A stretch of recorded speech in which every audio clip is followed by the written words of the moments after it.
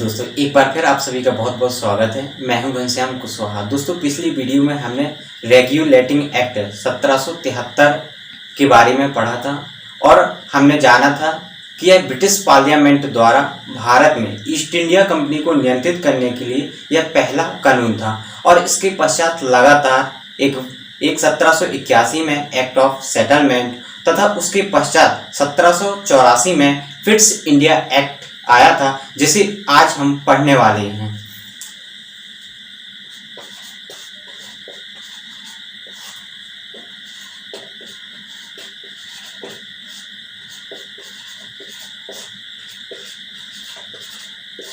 दोस्तों, fits India act 1784 में आया था। चूंकि इस एक्ट की रूपरेखा लॉर्ड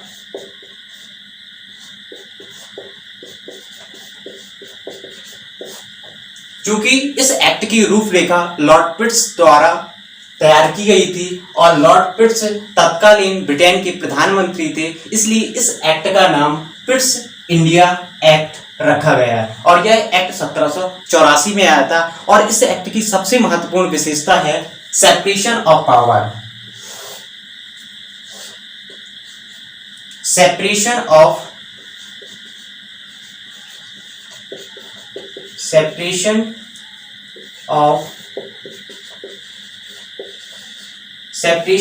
पावर अर्थात जो ईस्ट इंडिया कंपनी की शक्तियां होती थी, अब उन्हें दो भागों में विभाजित कर दिया गया था। पहला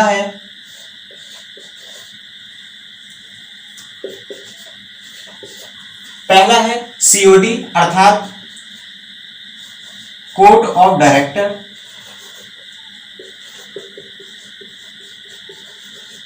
और दूसरा है बीओसी अर्थात बोर्ड ऑफ कंट्रोल। दोस्तों, जो कंपनी के व्यापारिक मामले होते थे उसका संचालन सीओडी द्वारा किया जाता था।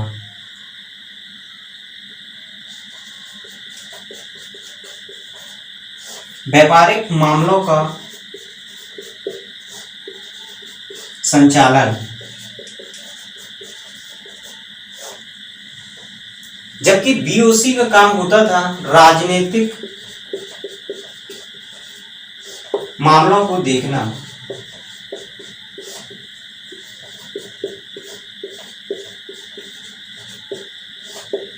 दोस्तों, राजनीतिक मामलों के अंतर्गत सिविल,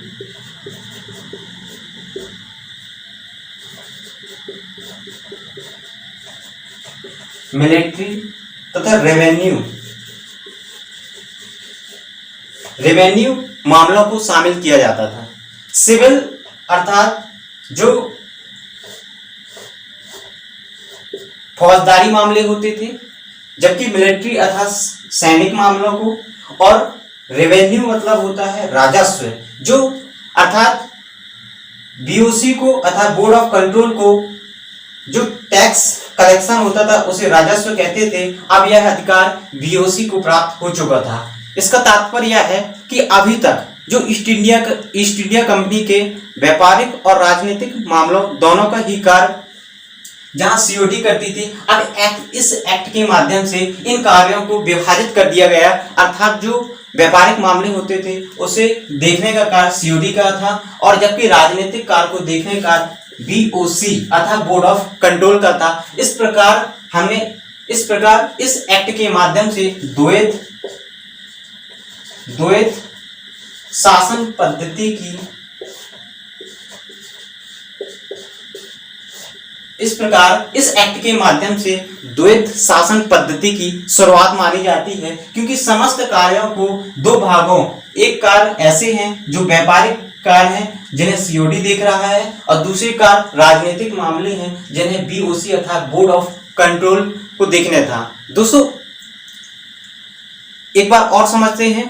दोस्तों, हमने देखा था कि 26 नवंबर 1949 को हमारा संविधान तैयार हो चुका था, जो भारतीयों द्वारा ही बनाया गया था, किंतु 1773 में जब हमने रेगुलेटिंग एक्ट पढ़ा था तो उसमें देखा था कि ब्रिटिश पार्लियामेंट द्वारा भारत में पहला कानून बनाया था और इसके पश्चात निरंतर एक्ट ऑफ सेटलमेंट, उसके पश्चात फिर क्विट्स इंडिया एक्ट आया और इस एक्ट के माध्यम से द्वैत शासन पद्धति की शुरुआत हुई।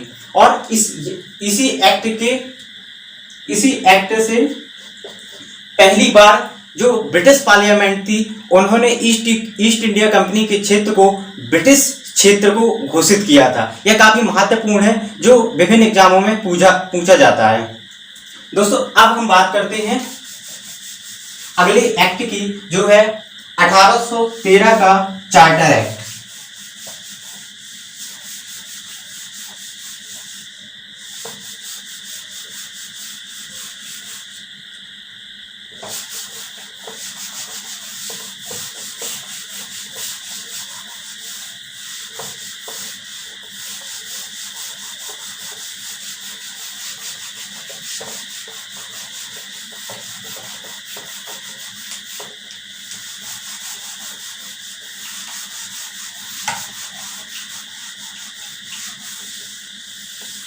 दूसरा एक्ट है charter act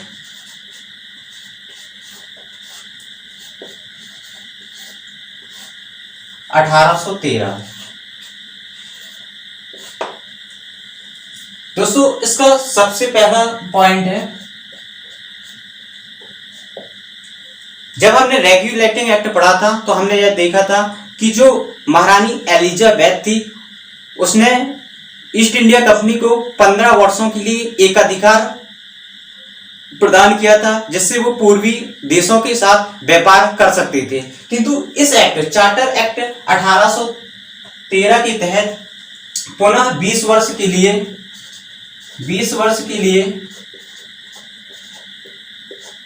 east India company को पूर्वी देशों के साथ व्यापार करने की अनुमति और मिल गई। किंतु दूसरी सबसे महत्वपूर्ण विशेषता है कि अब जो एकाधिकार था अर्थात जो मोनोपोली थी वो समाप्त कर दिए गए, समाप्त कर दी गई। किंतु चाय तथा चीन के साथ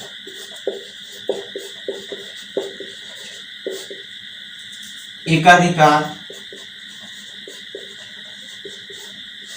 अभी भी जारी।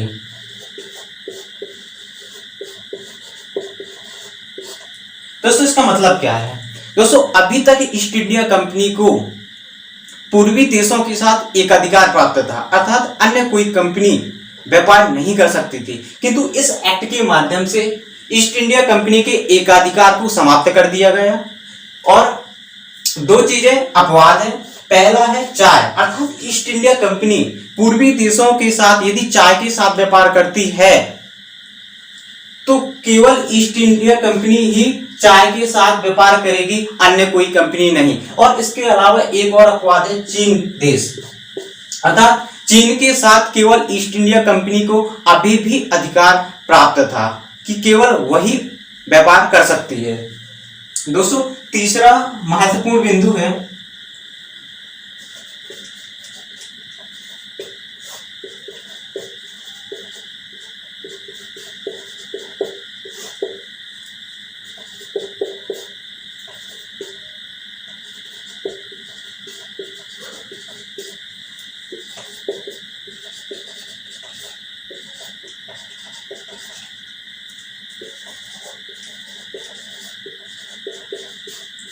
तीसरा बिंदु है जो ईसाई मिशनरी होते थे उन्हें भारत में ईसाई धर्म के प्रचार प्रसार की अनुमति इस एक्ट के माध्यम से प्राप्त हो गई थी।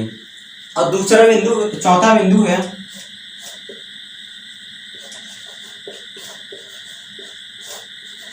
शिक्षा व साहित्य के क्षेत्र में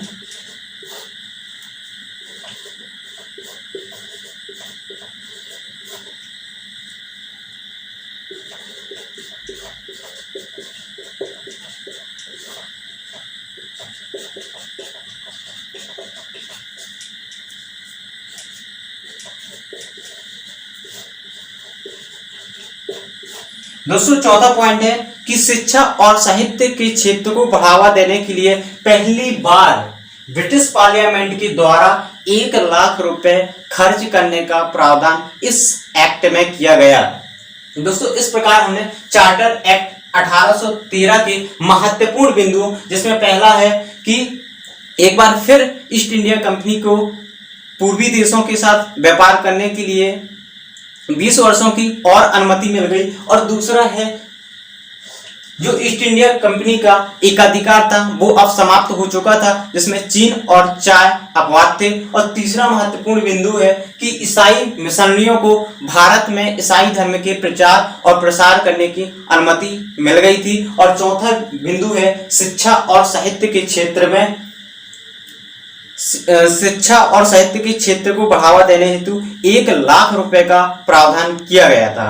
दोस्तों इस प्रकार हमने 1784 का फिट्स इंडिया एक्ट और 1813 का चार्टर एक्ट समझा, और आगे हम 1833 का चार्टर एक्ट समझेंगे। और इसी तरह हमारे वीडियो को देखते रहिए। धन्यवाद।